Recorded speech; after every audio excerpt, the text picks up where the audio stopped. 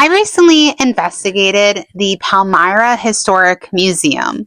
So let's unpack that. My name is Brittany, and if you are not subscribed yet, make sure to hit that subscribe button. And if you haven't seen the investigation yet, what are you waiting for? Go watch it and then come right back here as we cipher through everything and really talk about the experience and what was captured, what I personally think happened, and I would love to hear your guys' thoughts along with that. So make sure you're commenting them. So we investigated 2 buildings. One was the Phelps General Store, the other was an old hotel. So let's start with the store. Now the store is really cool. It's literally frozen in time, which I really do appreciate. They put a tremendous amount of care and work into this location. And going on these investigations, the history is such an important part. Sometimes paranormal investigators get a bad rep as not preserving the history, but most of us do it for the history. I was never, let's sit in front of a textbook and learn about history. I want to experience it. And then the paranormal is obviously an added bonus to that. But the history explains some of the paranormal, why the spirits might still be there, and who the spirits are. But this location is so unique because it's literally like you're stepping foot into the store when it was still open. You didn't see a bunch of dust on the products. They were pretty pristine. If you are ever there, because you can go there without booking a paranormal investigation, you can do a tour or whatever. I really highly suggest it. But let's talk about the store and how that went. Now, Julius is the owner's son. He would become the owner at one point, and he didn't really like visitors in his home after 9. Now, the Phelps family would live upstairs where it was once a boarding house. But they would live upstairs, and Julius he doesn't like people in his home after 9. Maybe he goes to bed early. Who knows? But he doesn't like it. And we really got the vibe that he did not like it. So while we were doing the tour, the light was on in the sick room, which is where Julius was the last person in that room. But the light was on. And I remember walking back in that room when we were doing the investigation, Emma, and I was like, wow, it's really dark. Why is it so dark? Because the guide had left all the lights on for us, and she didn't come back in for the investigation. We were completely on our own during the investigation, and she wasn't in the building at all as far as the museum went, or the store went. She had actually stayed in what was the old hotel. And we had walked out with her. So I know that she did not turn off this light. And I had even went back and looked at footage to make sure that this light was on. And it's just like I looked under the stands to make sure it was plugged in, tried turning it on and off a bunch of times. And I was just like, why is this not working?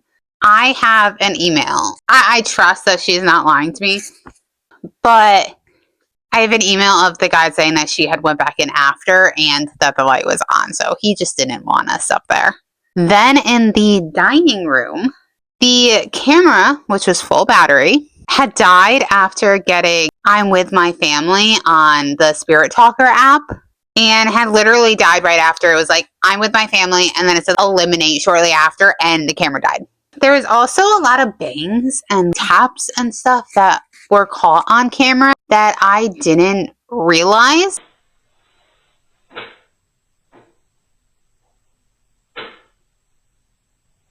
Thank you for allowing us to visit your home. We would just like to connect with you and...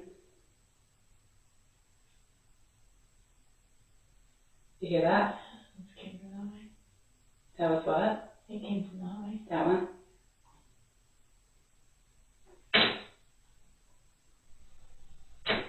Felt like someone touched my back.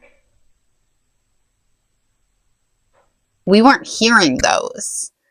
but there were a ton, which if you watch the investigation, you will hear them. That's not us.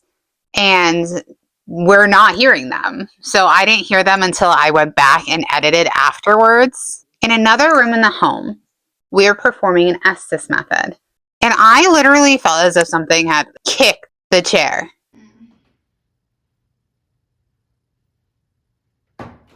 Okay. The spirit box, guys, is so loud. It is so incredibly loud that this bang was so much louder than the spirit box because I heard it through the headphones over the spirit box. And Emma heard it too. It was probably the loudest noise I have ever heard. And again, we were the only ones in that building at all. So there's nothing that would have made that noise. And it was almost like, okay, like you've overstayed your welcome, out now. It's the largest reaction that I have ever had during an investigation. Usually you hear a noise and I'm like, oh my gosh, where is that? What is that? And let's go see what it is. But it scared me. I was literally scared. I jumped up so fast. And all throughout the building, Em and I repeatedly felt as if we were being touched by something. In the one room, I had felt like I had this really terrible pain in my chest. And Holly was an orphan, and she is a spirit there. Now, I'm not sure if what I was feeling was residual energy or not. Maybe fear from her, or an intense negativity from the two spirits that were considered her uncles, but they weren't actually her uncles. But they were said to do some pretty terrible, unspeakable things to Holly. So I'm not sure if I was feeling them come through or if I was feeling her fear. But it was a very intense pain. Now let's jump over to the old hotel. So before we get into what happened on the investigation, I have a story to share with you guys about a family that had lived there. And I wasn't filming when this story was being told, which is why I wanted to make sure to recount it in the debrief. And it's about the Briere children. So the wife was home with her 6 children, all of whose ages ranged from 2 to 9. The husband was away, but he was on his way back home. As he was approaching closer to the home, police would stop him and they'd be like, no, you can't go any further. There's a horrible fire on Market Street, which is where the home was on. And he's just like, okay, and leaves and goes and stays with his friend in his friend's apartment, which overlooked his home. It was his wife and his children in that fire. His home was on fire. And he sat in the apartment and watched his home, his family, go up in flames. Now, police had went to him and they had told him, unfortunately, this happened. And he acted distraught. So they have a letter in the hotel, in the museum, that he had written to his sister, and he talks about that night and how horrible it was and how he just didn't know what to do and how beautiful the flames looked behind the falling snow. Yeah, let that sink in. Like, it's your family. I know for a fact that if that was myself and the kids in our home, that Jeff would literally be fighting the officers to get there. Be like, what house is it? My family's down there. But no, he just turned away. If that doesn't scream guilty. So, to make it more, that he had done this, or allegedly done it. Allegedly. Years ago, he would move, or years would pass, he would move on, he would remarry, and he would get a call from, I believe it was a 15-year-old, and they asked for him by name. So the girl goes, I'm your daughter. And he goes, no, all of my children passed away in the fire. And she goes, no, that wasn't my mom. So if this is true, then he was having an affair, and that, leads even more reason to believe that he might have done this. On top of that, it was proven that it was an accelerant that had caused it. So somebody set that house on fire. It's just disgusting. I was listening to a story and I felt ill, to be completely honest. It's so disturbing. Your children, your wife, all really young. Just disgusting. There's really no other word for it. But the Briere family are said to haunt the hotel, because that was their home. They, the majority of them died in a very tragic fire. The husband is seen looking out the second floor windows, but they don't really like him there. So they try to be like, okay, leave. We don't really want you here. And if he did do this terrible thing to his family, then he shouldn't be there. And he should just leave them in peace, because that's disgusting. So the upstairs of the hotel would have two wings. It would have the rich, wealthy people's wing, and then it would have the poor and drunk and disorderly people's wing. And it does look very different. There were a lot of unexplained noises upstairs in the hotel. And on the tour, I kept feeling the floor popping. And I even moved around to be like, oh, is this me? Is it them? But the floor didn't do that when I was trying to mimic it.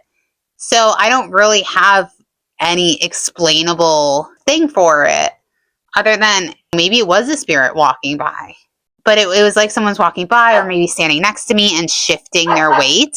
During an Estes method, Emma kind of shaked. It wasn't super noticeable, but I noticed it when she had done it. So I asked if somebody was touching her. And I got in a chest, or on a chest, or something similar to that. And the next word was available. Yep, I was a little scared. I don't think I caught Emma saying scared, but she just said scared. It made me jump a little bit.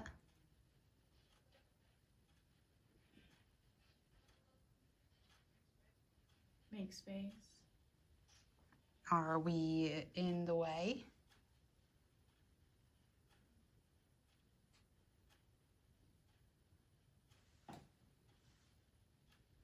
Are you touching Emma?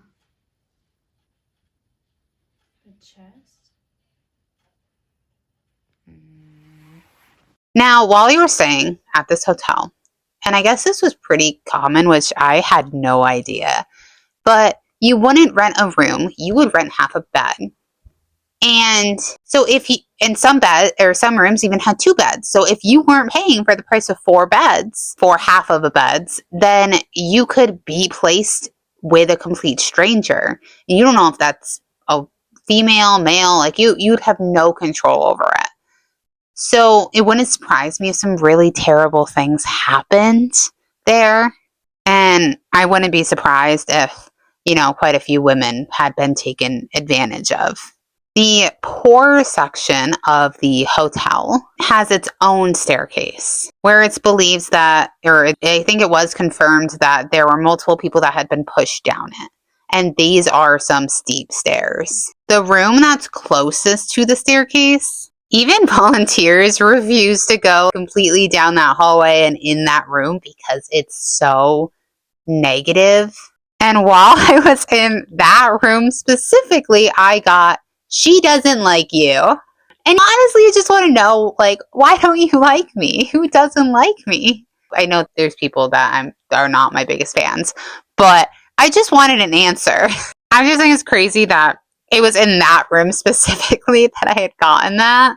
We also we like investigators in the doll room, which is crazy. I've never gotten that on that app before, and we were in the middle of an investigation, so I thought that was pretty crazy. There were a ton of tapping, footsteps, bangs upstairs, and like I said, in the hotel. So a very active place. I do want to point out that I think this is something that people don't really think about much, but no 2 interactions in the same location is going to be exactly the same. Sometimes the spirits might really like you and want to make themselves known. maybe they don't like you and they want to make themselves known. Other times, nothing will happen. And it is a place that I feel like I did not explore as much as I wanted to. We did have limited time. I really wanted to make sure I got the tour because it's 2 buildings, has a lot of history. I really like including the history in my videos. It's very important to me. So if there is a tour, I often opt to have the tour so then I get the history aspect of it more than just what I research. But the tour took a while, so we didn't have quite as much time to investigate as I would have liked. So there is definitely more that I would like to do there. And maybe Julius would like us better if we went and visited a second time. I don't think he didn't not like us. I just think that he was just like, I want my peace. I want my quiet. See ya. If you haven't watched an investigation yet, go make sure and watch it.